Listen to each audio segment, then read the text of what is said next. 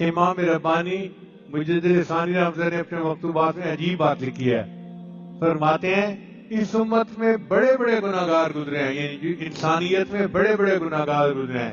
فرعون، حامان، نمرود، یہ بڑے بڑے گناہگار تھے جنہوں نے خدائی کے دعوے کیے تھے. فرماتے ہیں کہ اگر ان تمام گناہگاروں کی ایک مرتبہ کلمہ پڑھنے پر بخشش کر دی جائے تو اس کی بھی گنجائش موجود ہے. اگر ساری مخلوق کے گناہوں کی اللہ تعالیٰ ایک مرتبہ کلمہ پڑھنے پر بخشش فرما دیں تو اس کی بھی گنجائش موجود ہے.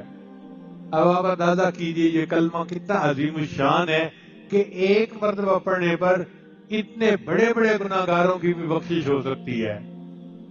لہذا دعا ہے کہ اللہ تعالیٰ ہمیں اس کلمے کی کثرت کے ساتھ جو ہے یاد کرنے کی توفیق عطا فرمائے. ہم تنہائی میں بیٹھ کے اپنے اللہ کو یاد کیا کریں.